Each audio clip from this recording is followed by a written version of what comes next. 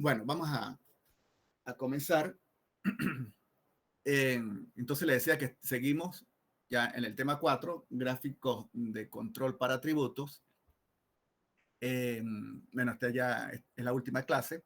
Vamos a ver lo que son los diagramas de control del número de productos disconformes. Habíamos trabajado con el diagrama de control de la fracción disconforme, de la proporción de disconformes o defectuosos, así también la podemos llamar. Y fíjense que esa la llamamos P. Ahora vamos a trabajar con NP, no con proporciones, sino con el número. Entonces, bueno, dice acá que es posible a trabajar con el número de disconformes en lugar de la fracción no conforme o disconforme. Ese es entonces el que vamos a llamar diagrama de control NP, es decir, diagrama de control del número de productos disconformes. Bueno, los parámetros, aquí ustedes lo pueden deducir muy rápido, ¿verdad? Son, pues, como siempre, la media más 3 veces la desviación estándar. La desviación estándar. Si ustedes despejan allá, ya recuerden que P tenía una expresión que era D sobre N. Bueno, de allí podemos obtener estos valores de NP. Se parece mucho a lo que teníamos antes con la fracción disconforme. Bueno, como siempre, si no conocemos P, o sea, no conocemos el valor estándar de P, lo que dice acá para la proporción, pues utilizamos P barra. P barra basado y calculado con la información muestral que tenemos. Porque recuerden que la administración, la gerencia, nos puede dar el valor estándar de la proporción, o los ingenieros, ¿verdad? Bueno, nosotros, si lo tenemos, pues trabajamos con ese valor estándar, con mucho cuidado, como lo dijimos en esa clase pasada, pero si no disponemos de ese valor estándar, trabajamos con P barra, que lo calculamos, ustedes ya saben cómo, con la información muestral. Acá hay un comentario donde dice que los operarios en las empresas en las que estemos trabajando con el control de procesos, con el control estadístico de calidad, pues prefieren este gráfico GNP porque le da los resultados en el número de productos disconformes.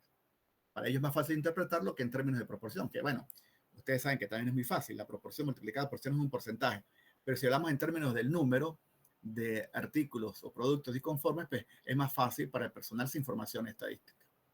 Entonces prefieren este gráfico. Bien. Bueno, como ejemplo, seguimos con los datos de envases de jugo de naranja que habíamos visto en la clase pasada. Y allí teníamos que la proporción media es este valor, 0,2313, y el tamaño de las muestras es 50. Entonces, simplemente sustituimos en las expresiones para los límites, ¿verdad? El límite superior de control, fíjense, sustituimos 50 por el valor de P barra. O sea, esta P no la conocemos, la estándar, pero utilizamos P barra entonces. Y bueno, eso, sustituimos también acá dentro de la raíz, tanto para el límite superior, límite inferior de control, y N por P, pues es la línea central. Ustedes saben que N por P es la media de una distribución binomial. Eso es lo que nos contaba la variable que habíamos llamado D. Voy aquí a anotarlo. Una variable que habíamos llamado D, que esa variable D nos cuenta el número de disconformes, ¿verdad? Entonces, la esperanza de D es NP, sabiendo que D se distribuye binomial, con parámetros N y P. Bueno, entonces la media es N por P.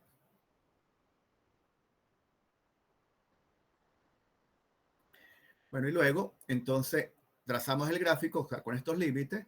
Allí, para cada muestra, mostramos el valor de N por P, ese promedio, el número de productos disconformes para cada muestra. Por lo tanto, bueno, como estamos hablando con el número de disconformes, pues tiene que ser un número entero. Cuando trabajamos con la proporción, pues es un número entre 0 y 1, con decimales. Acá vamos a trabajar con un número entero. En este ejemplo, si hay 20 unidades disconformes, entonces vean que el límite superior es 20,5, el límite inferior 2,6. Si hay 20, encontramos 20 unidades disconformes en una muestra, pues va a estar bajo control, ¿verdad? Está dentro de los límites. ¿Lo ven? Muy cerca del límite superior, pero no lo sobrepasa. Pero 20,5 o 20.510 no tiene mucho sentido en principio para un operario, porque estamos hablando del número de artículos disconformes. Entonces hablaríamos de 20, 21 o de 19, 18, o sea, con números enteros. Entonces, estaría el proceso fuera de control si hay 21. Si hay 20, está dentro de los límites. Si hay 21, estamos fuera de control. Si hay 3 unidades, estamos cerca del límite inferior, pero dentro de los límites. Entonces, el proceso concluimos que está bajo control, pero si hay 2, estaríamos por debajo, por lo que el proceso estaría fuera de control. Bueno, entonces en muchos casos pues podríamos sustituir estos límites por valores enteros. O sea, podríamos escoger para el límite superior, dice acá, para el límite inferior 2 y para el límite superior 21 como límites de control, para que no nos queden estos decimales. Y así queda más entendible para los operarios.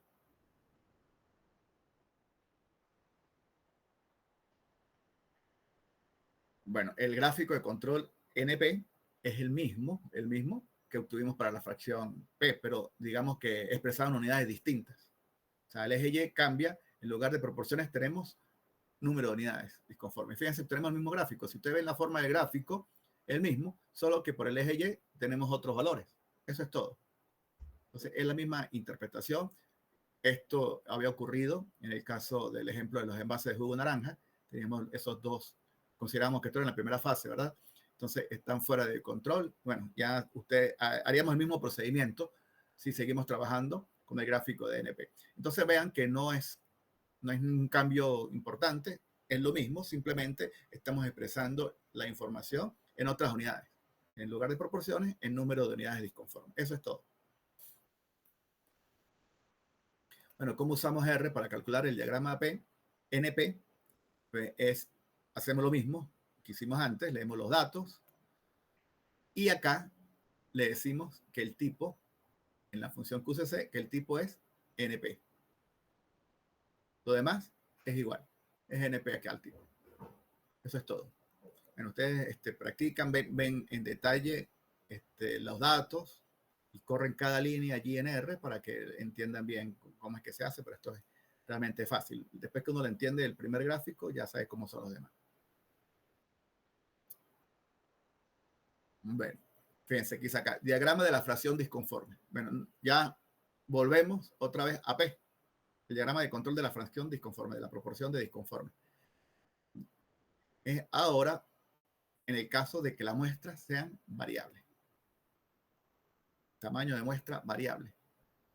Aquí debería decir si muestra variable. Bueno, debería decir tamaño de muestra variable para que se entienda mejor. Esto ocurre en los casos en que la muestra, pues realmente no es una muestra, pero inspeccionamos el 100% de la producción. O sea, en lugar de trabajar con muestras, es como un censo en cada periodo de tiempo. Entonces, bueno, ustedes saben que la muestra es un subconjunto de la población, pero matemáticamente todo conjunto es subconjunto de sí mismo. Entonces, como eso es cierto matemáticamente, pues la población es una muestra de ella misma, ¿no? ¿Entiendes? Entonces podemos hablar que la población es una muestra de ella misma y tendría sentido que la muestra es una inspección del 100%. Bueno, entonces en los casos en que inspeccionemos el 100% de la producción, pues las muestras van a ser variables, porque seguramente la producción no va a ser exactamente igual en cada periodo. Y así van a ocurrir entonces estos tamaños de muestras variables. Es lo que dice acá. Dado que en cada periodo pueden producirse diferentes números de unidades, entonces el diagrama de control tendría un tamaño de muestra variable. Bueno, existen 3 enfoques para construir y operar un diagrama de control con tamaños de muestras variables. 3 enfoques. El primero, límites de control de ancho variable. Bueno, es lo que hemos hecho antes en el caso de diagramas de control para variables. Y simplemente pues consiste en determinar los límites de control para cada muestra de forma individual. Y entonces cada muestra va a tener su límite de control. por supuesto, basado en el tamaño, o sea, van a cambiar porque depende del tamaño específico de cada muestra. Entonces, para cada tamaño de muestra tenemos límite de control, porque vean que si usamos la expresión que ya habíamos usado antes para calcular los límites de control de la fracción de disconformes, P, ¿verdad? Entonces siempre está dividida acá entre N, pero en este caso sería N sub I y variaría para cada I. Es lo único que variaría porque la proporción, bueno, la proporción también, la proporción va a variar, aquí faltaría una I, variaría para cada muestra, variaría para cada muestra. Claro, lo que pasa es que esta P es la P estándar o la P barra, o la P barra. O sea, tendríamos una proporción para cada muestra, pero con esas proporciones calculamos P barra y entonces esa P barra o la P estándar que nos proporciona la gerencia de la administración es la que iría acá. Entonces, realmente para el cálculo de los límites de control variaría es solamente los tamaños muestrales. Eso hace que cambien los límites para cada muestra. Pero fíjense lo que dice acá, que la amplitud de los límites de control, la amplitud, es decir, el ancho de los límites de control, es inversamente proporcional a la raíz cuadrada del tamaño muestral. Esta raíz cuadrada, acá en los límites de control, fíjense que si n es grande, entonces dividimos acá lo que está en el numerador entre algo grande, esto se va a hacer más pequeño. Y cuando le sumamos eso más pequeño, o sea, eso más pequeño, le calculamos la raíz cuadrada, lo multiplicamos por 3, si lo sumamos o restamos a P, dependiendo de si es límite superior o límite inferior de control, eso va a ser, si es más pequeño, ese límite de control específico para esa muestra van a ser menos ancho. Si el tamaño muestral es más pequeño, entonces esta división va a ser más grande, todo esto va a ser más grande, el ancho va a ser más grande. Eso lo vamos a ver ahorita con los datos. Veamos el ejemplo. Ahora tenemos unos nuevos datos que proceden del grupo de compras de una gran empresa aeroespacial. Este grupo emite órdenes de compra a los proveedores de las empresas. Fíjense que estamos hablando en el caso de servicios, ya no de producción de artículos, ¿verdad? Ya no de industrias manufactureras. Ahora estamos hablando más bien de empresas de servicios. Bueno, los tamaños de muestra que se muestran, valga la redundancia acá, que se muestran en el siguiente cuadro, acá, corresponden al número total de pedidos de compra emitidos cada semana. Entonces, número total, vamos a subrayarlo acá, de pedidos de compra emitidos cada semana. Bueno, el número total de pedidos de compra emitidos cada semana no tiene que ser fijo, no tiene que ser constante. O sea, para cada semana va a variar. Entonces, por ejemplo, para la semana 1 del estudio, se emitieron 100 pedidos de compra. En la semana 2, 80, aquí 80, 100, 110 y así. Entonces, es obvio que en estos casos el tamaño muestral va a ser variable. Entonces, estamos trabajando con todos los pedidos de compra por semana. Bueno, vamos a tratar de entender una línea. Vamos a ubicarnos en la primera, que es más fácil de ubicar. Entonces, el número dice acá de unidades disconformes de SUI, hemos llamado de SUI, va a ser 12. Va a variar también, obviamente, para cada muestra. Esto siempre es así. Y tenemos una proporción, una P SUI, también para cada muestra, para cada semana. Recuerden que cada muestra es por semana. Entonces, es una muestra por semana. Esta sería la proporción de disconformes en la muestra 1. Es decir, 12 entre 100, 0, 120. Está clarita la cuenta, ¿verdad? Entonces, entre 100, 0, 120 es la proporción de órdenes de compra que son disconformes, que tienen defectos de alguna manera. Bueno, y aquí están los cálculos de la proporción, el error estándar de la proporción, la desviación estándar de la proporción, se calcula y esto pues depende del tamaño muestral que está acá. El tamaño muestral que está acá. Voy a cambiar acá. El tamaño muestral está acá y el error estándar depende de cada tamaño muestral. Y así va a afectar el ancho, que era el último comentario de la diapositiva pasada.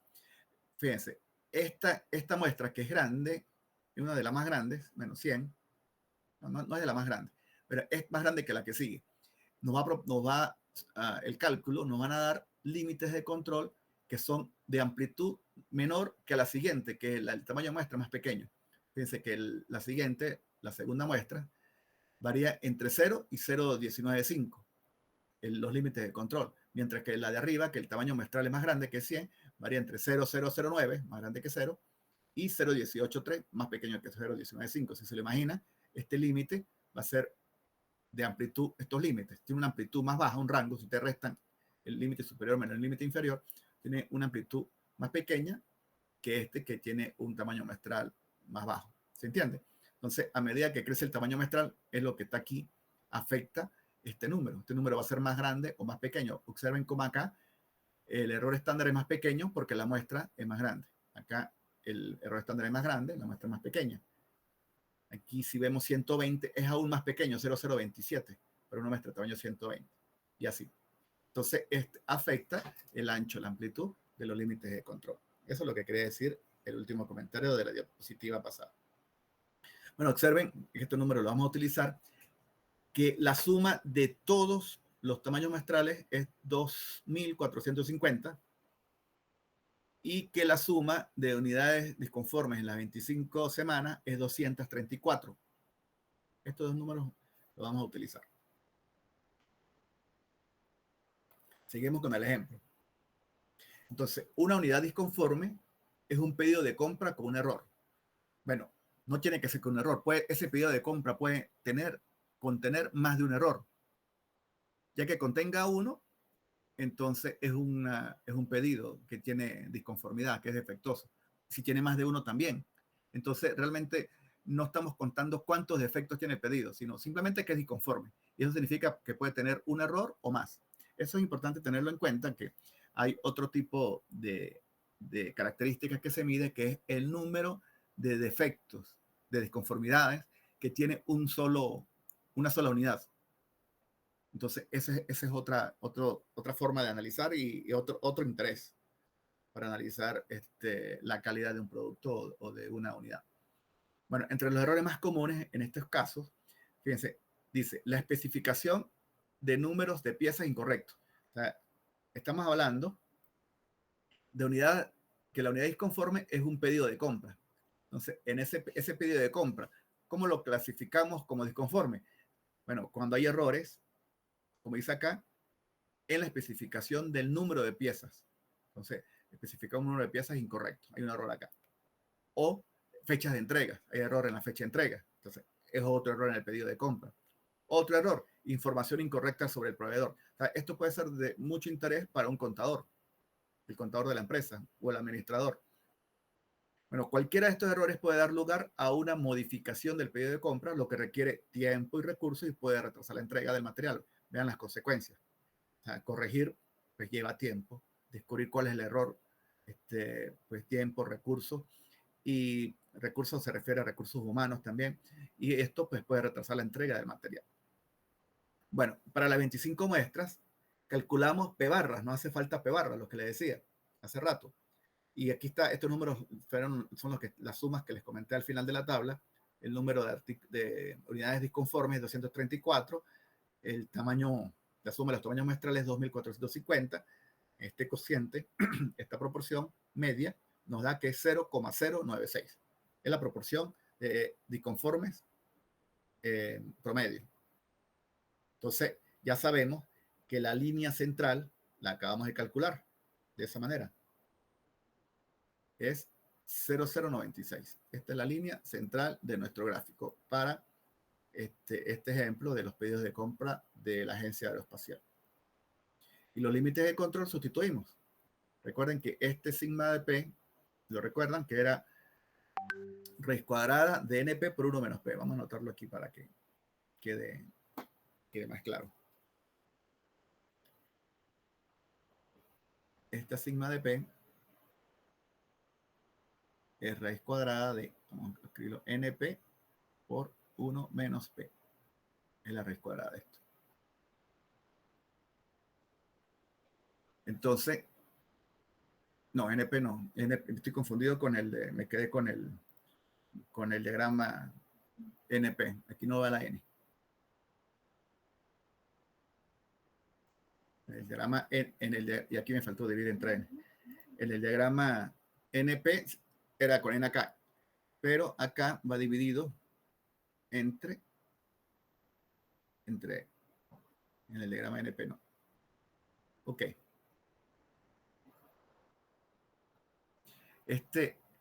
Entonces, fíjense, en la expresión original es P, pero como no conocemos el P estándar, utilizamos P barra. P barra, ¿sí?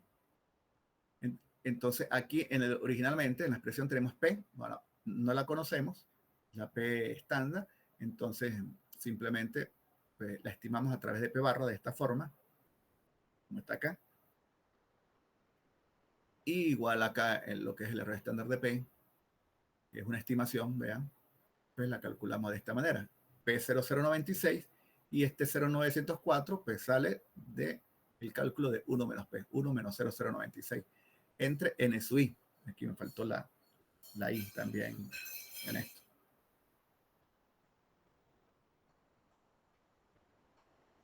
Bien.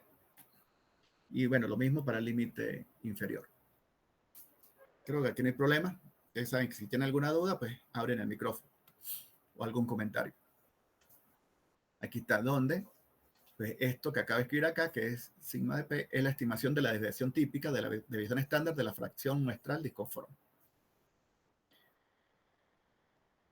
Bueno, los cálculos ya los vimos, ahora lo que estamos discutiendo hace rato, de los límites de control que ya estaban hallados en la tabla anterior, ¿verdad? Al final, en las últimas columnas. Bueno, esta misma.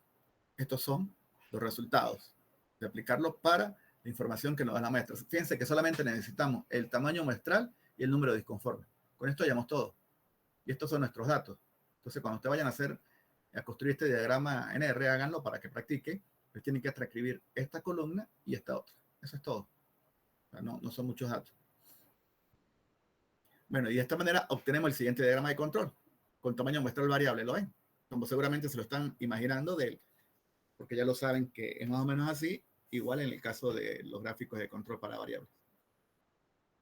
Bueno, acá está nuestra media, que era 0,096, más o menos. Aquí está con más decimales, 00955102, con 3, 0096. Y bueno, este sería nuestro gráfico. Bueno, no vamos a entrar en más detalles. Aquí vemos que hay un puntico que se sale, apenas se sale, pero sí, ¿verdad? Y lo podemos identificar. Es el que está el valor más alto por el límite superior. Se sale, es uno de los valores más grandes. Entonces buscamos nuestros valores de P, el valor de P más grande. ¿Cuál será? 0, aquí está, creo que es este, 0, sí, el 11. 1, 2, 3, 4, 5, 6, 7, 8, 9, 10, 11. Es el punto 11, la muestra 11. Este valor. Este es este que está acá, que es acá en la muestra 11. Entonces es la fracción disconforme. Bueno, obviamente tiene que ser también donde hay más números disconformes, fíjense, en la muestra 11, pues es el único 20, fíjense, no hay un número disconforme mayor que este. El anterior es en la muestra 8, 16 y 15. O sea, son estos, los más grandes. 16 y 16 por acá. ¿Y este cuál es? Hay uno anterior también. Así es, el 8. Es el 8. El 8 y el 15. El 15 es aquí. 15 no era el valor era el 15, que es 12. Este es el otro. Y pareciera este que está acá no es 15 también. 9, 8, 6. Bueno, esos son los que dice allí. Claro, también esta proporción está asociada con el tamaño muestral, ¿no? Entonces aumenta o disminuye. Bueno, en todo caso, este punto que se sale, los límites, ustedes ya saben qué hacer, ¿verdad? Hay que ir a ver qué está pasando, por lo que se salió de ese punto de límite superior. Bueno, con R, ¿cómo lo hacemos? Bueno, igualito como lo hemos hecho antes, llamamos a nuestra librería. Yo los datos los pasé en Excel, por eso llamo a esta otra, los tengo en Excel, pero no se los dejé a ustedes para que ustedes transcriban también. No tienen que hacerlo en Excel, pueden transcribirlo directamente en, en R, allí y armar su data frame allí con esas dos columnas directamente en R, son poquitas. Y bueno, en mis datos de ese Excel, llamé a la columna de tamaño muestral, la llamé NSUI. Y por eso el tamaño muestral se llama acá NSUI. Entonces lo importante es que si en el tamaño muestral es constante, pues él directamente trabaja con límites de control constante. Y si varía, pues él directamente varía. No hay que decirle, porque si varían o no. Él inmediatamente las funciones estas QCC lo detecta. Bueno, y lo demás es igual. Siempre es aquí hay que decirle que es el diagrama de P. Bueno, y de esa manera, fíjense, nos da nuestro diagrama de control. Aquí inmediatamente nos pinta en rojo el punto que se sale fuera de control, por el que hay que averiguar qué es lo que está pasando allí. Apenas se sale de control. Fíjense que es para este límite superior. En otro límite superior hubiese quedado adentro, ¿no? Pero bueno, para este tamaño muestral está fuera de control. Seguimos. Vamos a ver la segunda opción. Límites de control basados en un tamaño muestral promedio. Entonces, ahorita trabajamos con límites de control variables, ¿verdad? También. Ahora vamos a hablar otra forma de analizar estos mismos datos, donde los límites de control están basados en un tamaño muestral promedio. Bueno, ahora vamos a trabajar entonces con unos límites de control que van a ser aproximados, porque vamos a calcular un tamaño muestral promedio, una n barra, como si fuera n.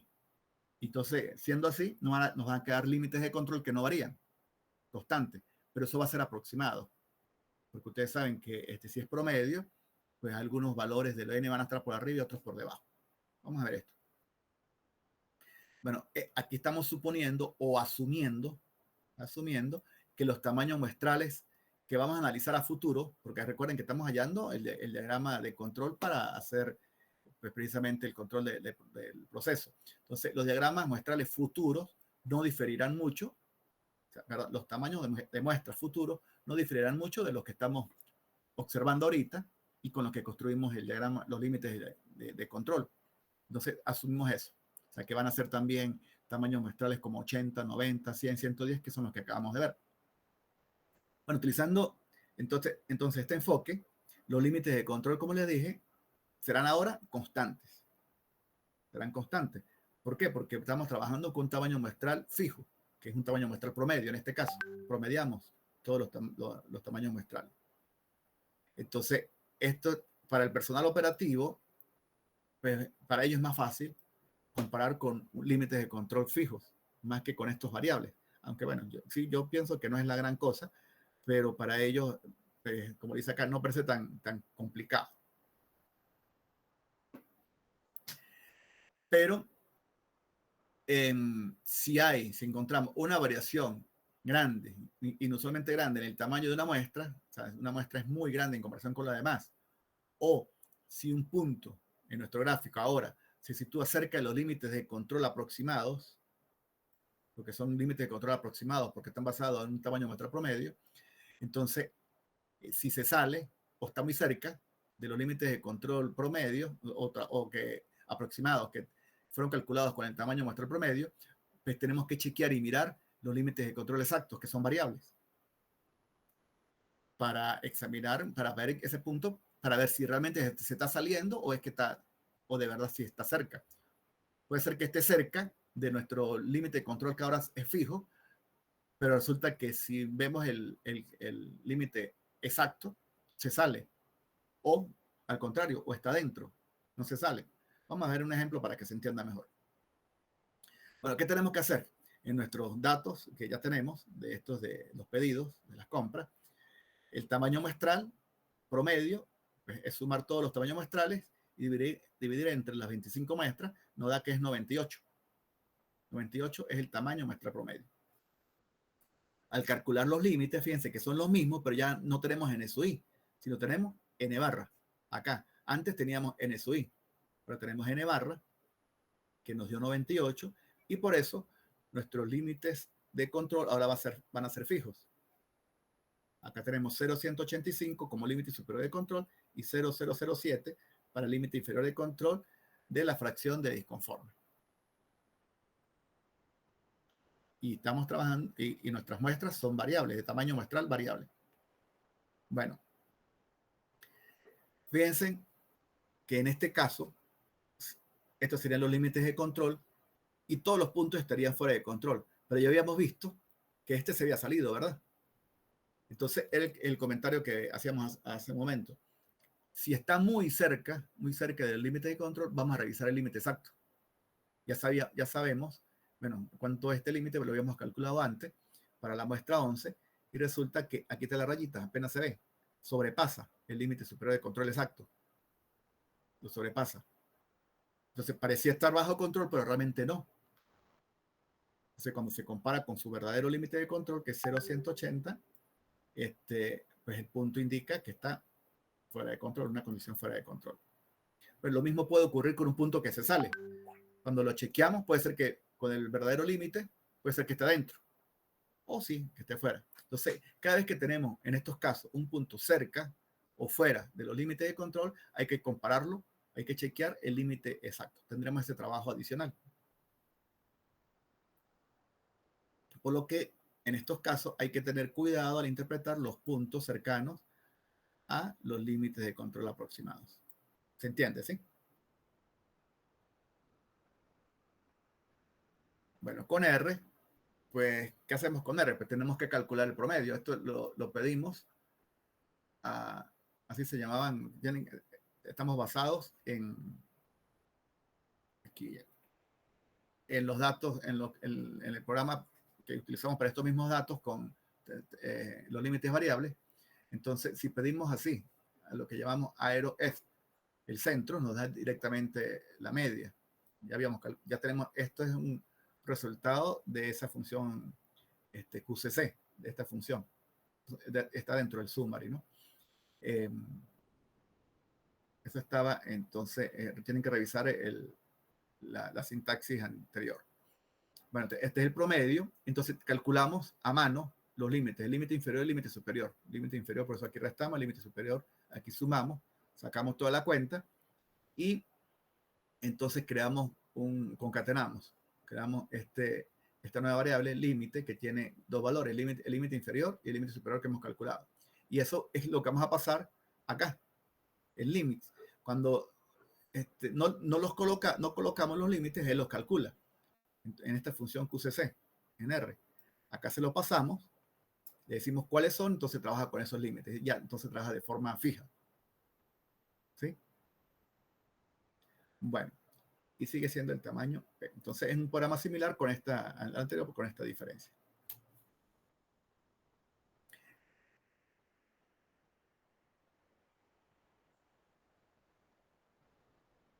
Y aquí está el diagrama. Nos muestra los límites ahora aproximados. Fíjense que son límites. ¿Entienden por qué son límites aproximados? Porque lo trabajamos en base al n barra, al promedio de los tamaños muestrales. Y ocurre aquí que aquí indica que está dentro, pero está muy cerca. Cuando lo revisamos, sabemos que realmente está fuera.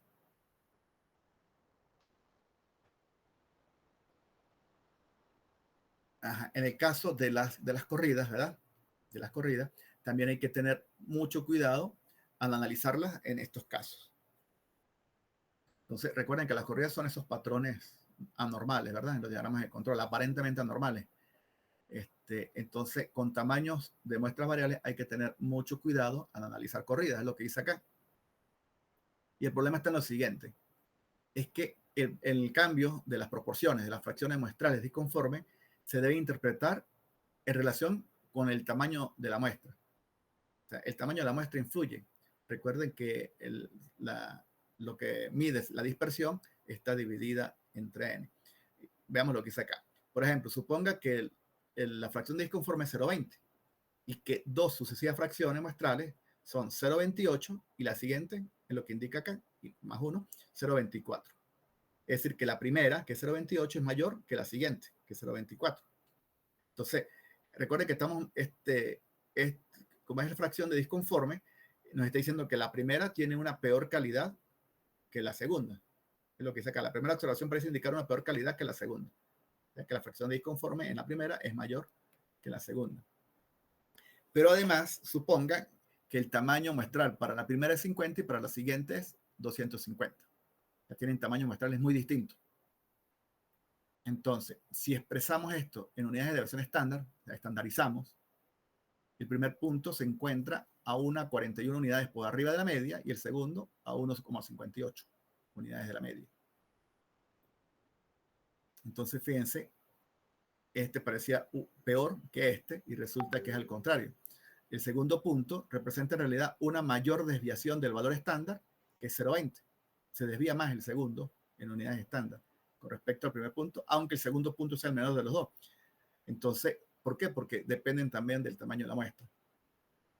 Por eso dice acá que buscar corridas u otros patrones no aleatorios carece sentido práctico en el caso en que las muestras sean variables, con estos gráficos, con los gráficos que hemos visto. Entonces, con el gráfico, el enfoque 1 y el enfoque 2, no podemos analizar corridas. Esa es la conclusión. El análisis de corridas no lo podemos hacer con el enfoque 1 y el enfoque 2. Vamos a ver un tercero, el último. Diagrama de control estandarizado. Y aquí, a lo que hagamos esto, van a entender más lo que les acabo de explicar. El tercer enfoque para tratar con un tamaño muestral variable es utilizar un diagrama de control estandarizado. Entonces, en el que los puntos se representan en unidades de desviación estándar. Vamos a estandarizar los valores de los puntos, que ahora no van a ser proporciones, sino valores estandarizados en unidades de desviación estándar. Bueno, cuando estandarizamos, nosotros ya sabemos que siempre el promedio va a ser 0, ¿verdad? ¿Sí? Y la desviación estándar siempre va a ser 1. Entonces, en este caso, los límites de control superior e inferior van a ser más 3 y menos 3. ¿Cómo estandarizamos? Bueno, tomamos el valor de nuestra proporción para cada muestra, la proporción de cada muestra, le restamos la P, en este caso, si no, en el que estamos trabajando en el ejemplo, que será P barra, porque no conocemos la P estándar, dividida entre su desviación estándar. O sea, estandarizamos como siempre lo hemos hecho. Y su desviación estándar, como está afectada por N, aquí es donde está el detalle, precisamente. Está influenciada por N. Y por eso los cambios en el tamaño de la muestra pues afectan el análisis de las corridas en los dos enfoques anteriores. Y acá, al estandarizar, dejamos todo en términos de unidades de versiones estándar que sí nos permite comparar. Bueno, dice donde P o P barra, esto ya lo sabemos, ¿verdad? Si no conocemos P, usamos P barra, si no conocemos el valor estándar. Y en este caso nos resultaría este diagrama de control. Límite inferior, ya dijimos, menos 3. Límite superior de control 3. Y línea central, 0. Al estandarizar pasa eso. Recuerden que hemos hecho restarle su media, que es P o P barra, y dividir entre su desviación estándar, desviación típica, que es raíz cuadrada de P por 1 menos P sobre N sub I. Bueno, en este gráfico vean que es la misma forma, pero está expresado en unidades de desviaciones estándar. El punto que se sale continúa afuera, no cambia, el análisis sigue siendo el mismo, pero ya acá los puntos no representan proporciones. Bueno, de hecho, mira, pueden darnos valor desde 2, 2.5, menos 2, en negativo también, porque está expresada en unidades de desviaciones estándar. Ustedes saben que si el valor es positivo, nos está indicando que está por encima de 0. Y si es negativo, nos está indicando que está por debajo de 0. Bueno, los cálculos están en esta tabla. Entonces, es la misma tabla que teníamos antes. Ahora le agregamos esta columna con los valores estándar. Entonces, por ejemplo, la proporción 12, en los que, 12 no, perdón, 0,120, la proporción 0,120 que mostrábamos en los dos gráficos anteriores. Este era el punto. El primer punto era 0,12. Ahora va a ser en este gráfico 0,83. ¿Sí? El tercer punto, que antes era 0,075, y eso así lo graficamos en los dos diagramas anteriores, ahora va a ser menos 0,64, el tercer punto. Entonces, esa es la diferencia. Pero estos puntos ahora están expresados en unidades de desviación estándar.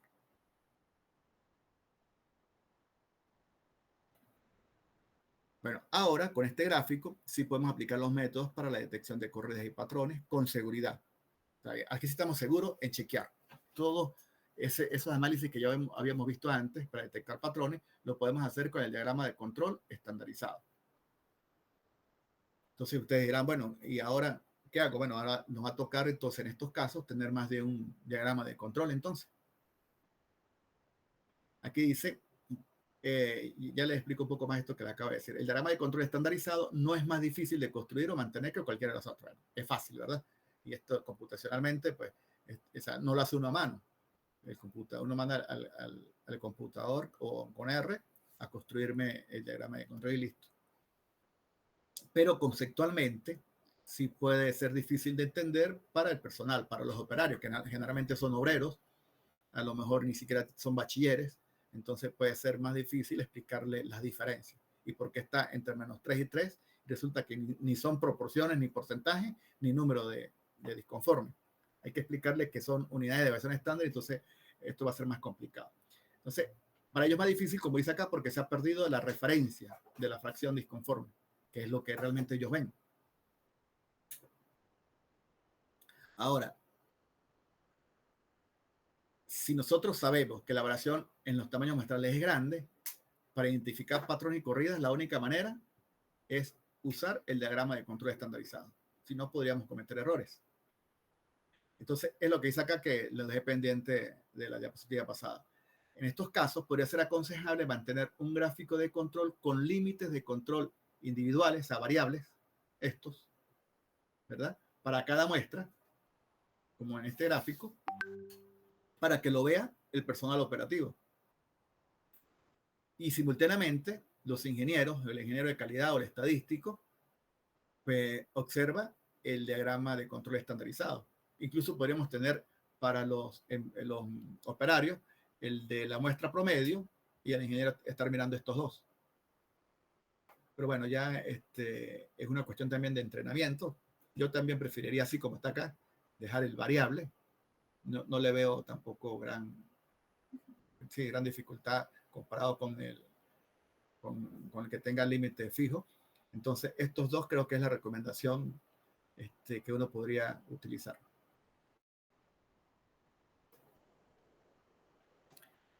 Bueno, estos diagramas de control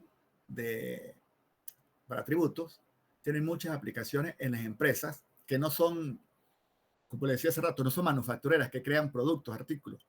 Son más bien empresas de servicios que hacen transacciones, las que trabajan con dinero, hacen transacciones o hacen envíos más bien de productos.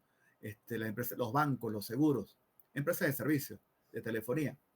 Entonces, vamos a leer un poco lo que dice acá. El gráfico de control de la fracción disconforme se utiliza ampliamente en las empresas transaccionales, que son estas, ¿no? Podríamos pensar en un banco. Y en las aplicaciones de control estadístico procesos en la industria de servicios, como puede ser una telefónica. Este es un entorno no manufacturero, es decir, que no producimos artículos, sino más bien servicios. Entonces, en el entorno no manufacturero es donde uno ve más el uso de los gráficos de control para atributos. Y muchas características de calidad pueden observarse sobre una base conforme o disconforme. O sea, ¿cuáles son las características de calidad? Lo que veíamos hace rato en esos pedidos, ¿verdad? De compra. Que un pedido de compra podría tener varias características de calidad que estamos viendo allí que están erróneas y el producto y el pedido es disconforme. Entonces puede tener 3 características de calidad, 3 errores, digamos, y el pedido es disconforme. O puede tener uno y el pedido puede ser disconforme. Entonces, podemos estar chequeando varias características de calidad al mismo tiempo, pero el resultado va a ser conforme o disconforme. Siempre, sobre esta base que dice acá, conforme o disconforme. Ejemplos. El número de nóminas de empleados, fíjense, esto sirve para cualquier empresa realmente, que son erróneas o se distribuyen con retraso durante un periodo de pago. Esto puede ser de interés para un gerente, un administrador, un contador. El número de solicitudes de cheques que no se pagan dentro del ciclo contable estándar. El número de entregas realizadas por un proveedor que no llegan a tiempo. Entonces, esto más bien tiene que ver con la parte contable, ¿verdad? Administrativa de la empresa. Muchas aplicaciones no manufactureras, y sigue insistiendo, es más de servicios, del diagrama de control de la fracción disconforme implicarán el caso del tamaño de muestra variable. O sea, cuando nos toca hacer un 100% de la revisión de todo. Por ejemplo, lo más probable es que el número total de solicitudes de cheques durante un ciclo contable no sea constante. este ejemplo. O sea, como hablábamos hace rato, durante un mes, durante un día, durante una semana, ese es el ciclo. Puesto que en general se dispone de información sobre la puntualidad de la transmisión de todas las solicitudes de cheques, se calcularía como el cociente entre todos los cheques retrasados y el número total de cheques tramitados. O sea, podríamos hallar esa proporción. Cheques retrasados, este es nuestro error, nuestra disconformidad, entre el número total de cheques tramitados durante ese periodo que estamos analizando. Bueno, dice acá, considere los datos sobre pedidos de compra que ya hemos hablado de esa gran empresa aeroespacial. Los tamaños en ese caso son variables, son el número de pedidos emitidos cada semana y bueno, sería muy raro que fuesen exactamente los mismos pedidos toda la semana. Entonces, ya sabemos que trabajamos con diagramas de control de muestras variables. Este es el enfoque que deberíamos utilizar. Bueno, el uso de este gráfico de control fue un paso inicial clave en la identificación de muchas de las causas de los errores en los pedidos de compra y en el desarrollo de las acciones correctivas necesarias para mejorar el proceso. Y aquí está, sigue mostrando los datos, seguimos mostrando los datos. Entonces vean que los tamaños muestrales son variables, aunque fíjense, no varían tanto, ¿no? Son 80, 90, 100, 110, 120. No varían tanto, porque uno puede decir, bueno, 91, 83, 111, 102, etc. Entonces no, aquí no muestra tanta variabilidad tampoco en esos tamaños, pero bueno, son distintos. Función característica de operación, no podía faltar. Bueno, la función característica de operación para el diagrama de control de la fracción disconforme, pues como siempre, es una representación gráfica de la probabilidad de aceptar incorrectamente la hipótesis. Un control estadístico, que es beta, ¿verdad? De decir que el proceso está bajo control contra la fracción disconforme del completo. Entonces dice acá, es la probabilidad de aceptar incorrectamente la hipótesis en control estadístico contra la fracción disconforme del proceso. La curva característica de operación proporciona una medida de la sensibilidad. Esta fue una de las preguntas que les quedó por allí en el tema pasado, creo, sobre las curvas características de operación. La curva característica de operación proporciona una medida de la sensibilidad del gráfico de control. Es decir, la capacidad para detectar un cambio, esa es la sensibilidad. Capacidad para detectar un cambio en la fracción disconforme del proceso respecto al valor P barra. ¿Sí? ¿Cómo cambia de P barra hacia otro? Entonces, la sensibilidad para detectar ese cambio, por eso se llama sensibilidad. ¿Qué tan sensible? Es una medida de la sensibilidad. ¿Qué tan sensible es el gráfico de control para detectar un cambio de nuestro promedio hacia otro valor P? Porque para eso es el diagrama de control, ¿verdad? Bueno, ¿cómo calculamos la probabilidad de error tipo 2 en el caso de diagramas de control para la fracción disconforme? Nosotros ya lo vimos en el caso de las variables, que trabajábamos con la distribución normal. Bueno, así sería cualquier beta, ¿verdad? ¿Cómo se calcula? Como la probabilidad de que nuestra característica, en este caso es la fracción disconforme, esté por debajo del límite, esté por beta, esté por debajo del límite superior, menos que esté por encima del límite inferior, es decir, que estemos aceptando incorrectamente cuando realmente está fuera de control. Es lo que nos indica beta. Beta es un error. Decimos que el valor está dentro de los límites de control cuando debe estar fuera. Pero lo escribimos, aquí más adelante, lo escribimos en términos de la variable D. ¿Y cómo lo escriben en términos de la variable D? Nosotros sabemos que P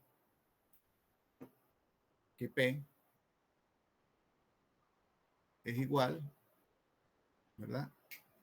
A D sobre N. A D sobre N. Eso lo habíamos dicho en la clase pasada. Entonces, para escribir esto en términos de D, pues pasamos la N que está acá hacia el otro lado. Por eso nos queda acá esta N. Esta N de acá. ¿Se entiende?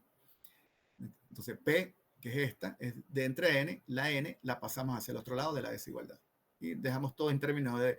Nos conviene dejarlo en términos de D porque nosotros sabemos que D se distribuye binomial. Lo vuelvo a escribir, lo dije hace rato.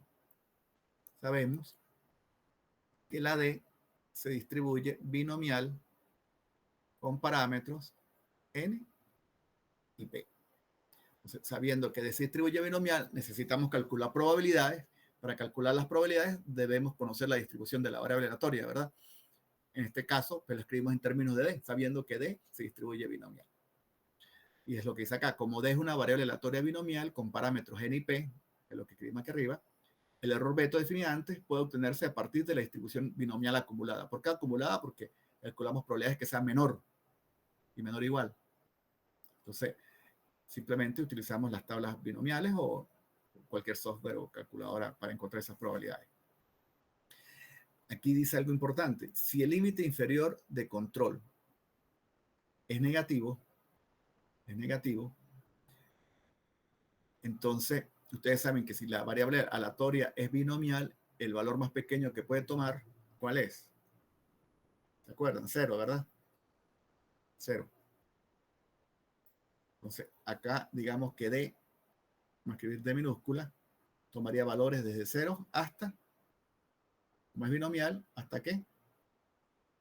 Hasta N. Esta N. Entonces, D toma valores desde 0, como lo escribió, hasta N. Muy bien. Bueno, entonces, esta variable aleatoria binomial no puede tomar valores negativos. El valor más pequeño, 0. Si nos da un valor negativo, entonces el segundo término se hace 0. O sea, porque el valor más pequeño que puede tomar es 0. 0, entonces en lo que dice acá, se suprime este valor, en el caso del límite inferior.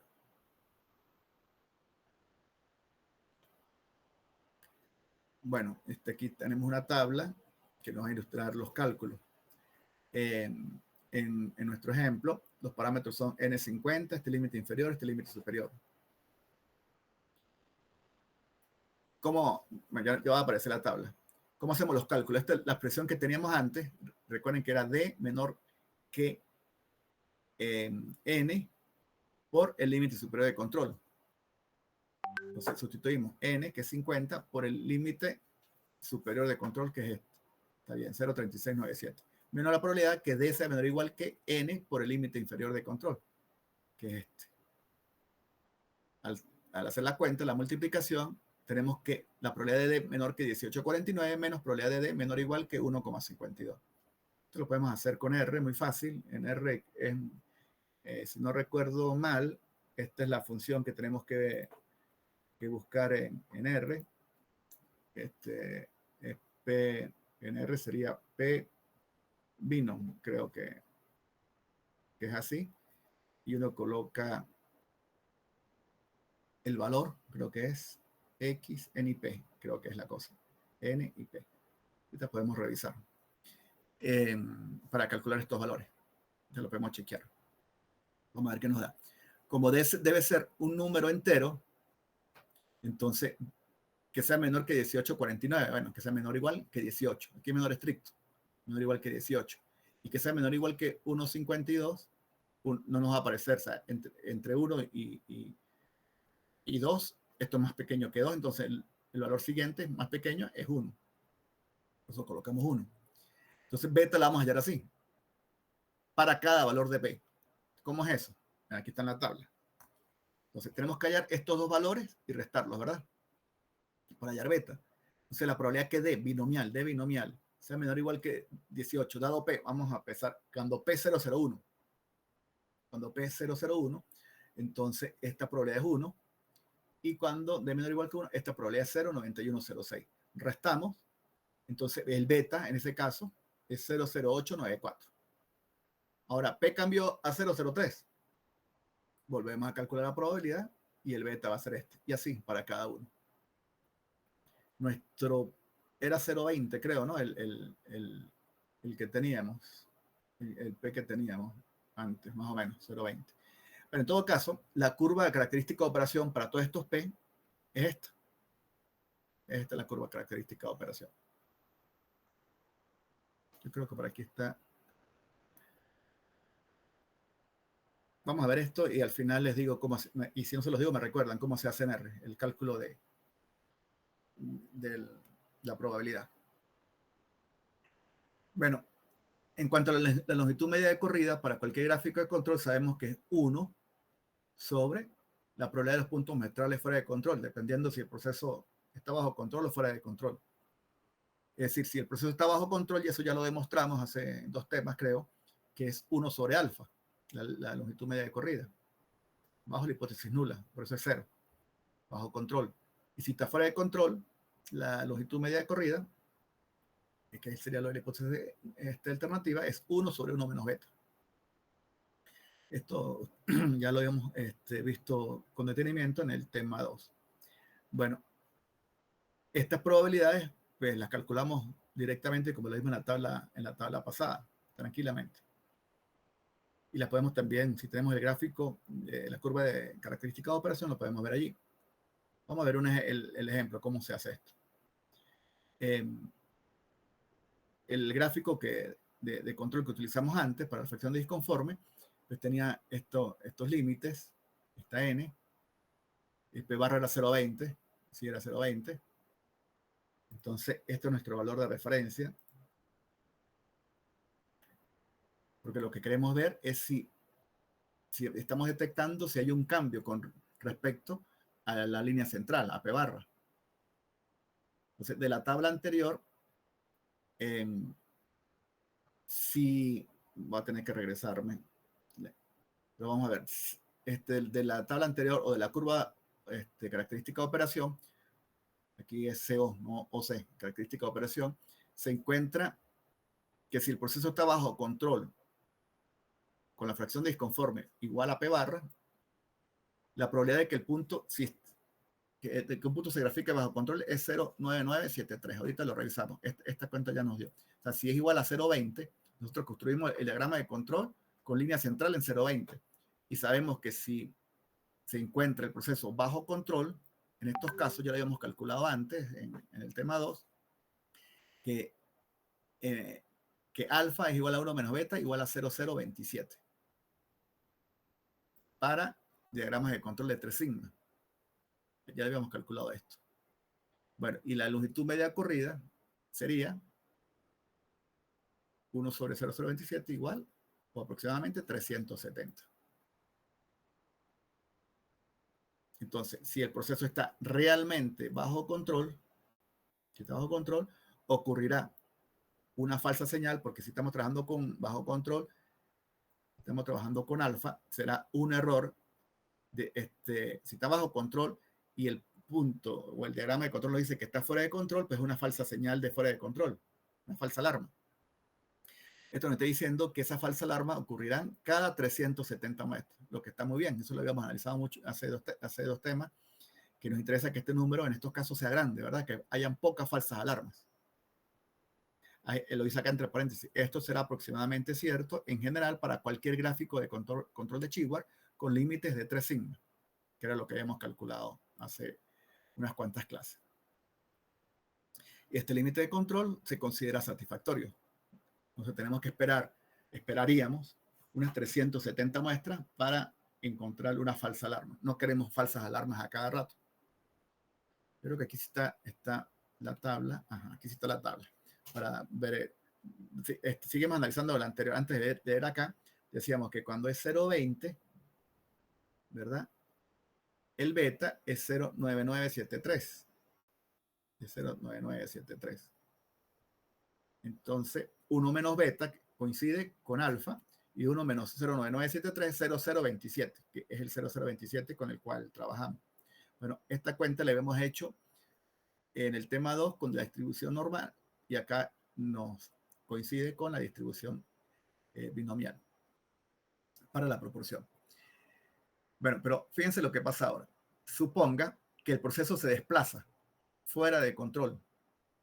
Ahora, de 0,20 a 0,30, 0,3, es 0,30. Entonces, si P030, estamos aquí. Cambiamos para acá. Y en este caso, beta es 0,8594. Esto lo podemos ver aquí en la tabla o también en la curva característica de operación. Entonces, beta es 0,8594. Por lo tanto, como estamos fuera de control, ¿verdad? El proceso se desplaza fuera de control, realmente, y estando fuera de control realmente, esta sería la longitud media corrida, 1 sobre 1 menos beta. Y esto nos da 7. 7, un número pequeño.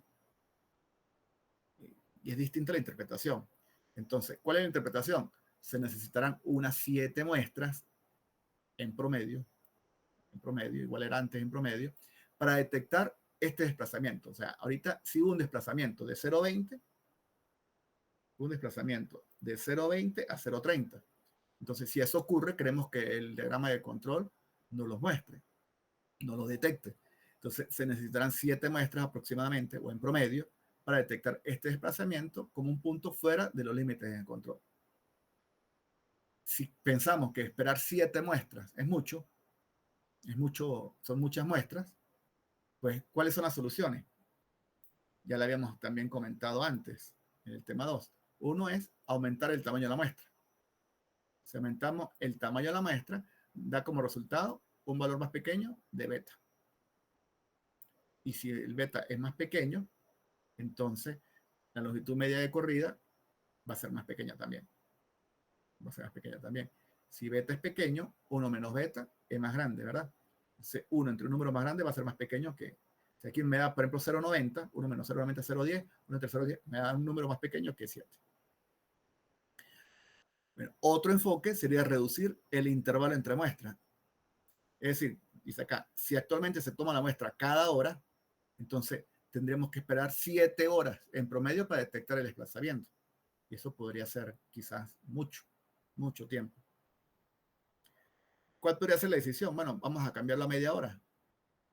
Las muestras, o sea, tomamos las muestras cada media hora. ¿Se acuerdan que esto tiene que ver con la frecuencia de muestreo? Cambiamos la toma de muestra a cada media hora, entonces necesitaríamos 3 horas y media, no 7, sino 3 horas y media en promedio para detectar el cambio. Bueno, entonces acá ven también la utilidad de la longitud media de corrida en el caso de los gráficos de control de atributos. Esto ya lo habíamos visto, pero aplicado a este caso. Bueno, si terminamos esta parte, vamos a ver un momento lo de, yo les decía, ¿dónde está aquí? Aquí, creo que era, sí. Vamos a ver los NR.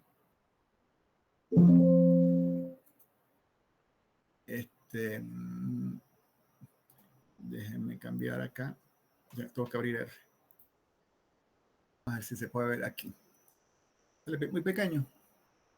Bueno, aquí dice, es para poder comparar. Es lo más grande. Acá, esa probabilidad me va a dar esta, que sea menor o igual que 18. ¿Verdad? Que sea menor o igual que 18. Entonces, es lo que estamos anotando. Va a dejar todo más bien maximizado y maximizo las dos. Que sea menor o igual que 18, ¿verdad? El tamaño de muestra es 50 y la P es 0,45. Entonces, en ese caso, sería, se me olvida que, sería 0,45, sería acá. Para 18 tiene que darme 0,1273. ¿Se ubican? 0,45 la P y 0,1273. Vuelvo a R. Entonces, vamos a calcularlo. Aquí está el resultado. 0,1273, ¿lo ven? Si lo hacemos para cuando P 0,20, es 0,99748. Cuando P es 20, aquí está, 99748 me da este.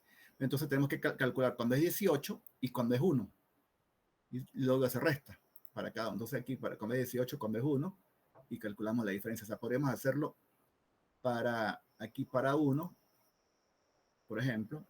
Vamos a hacerlo para 0,20. Vamos a llamar a esta, o bueno, simplemente lo restamos directamente para que nos dé el beta. Entonces, aquí el beta sería 0,9973 con 4 decimales para 0,20, 0,9973, ¿lo ven? Que es la diferencia entre estos dos. Entonces, es así de sencillo. Simplemente, Pevino nos da la probabilidad acumulada. Bueno, ustedes saben que podemos buscar acá la ayuda y nos explica tranquilamente de qué es. Entonces, es muy fácil calcular esas probabilidades o programar para el R, hacerlo en R para que me genere esta tabla. Es muy sencillo. Bueno, eso era lo que quería mostrarles.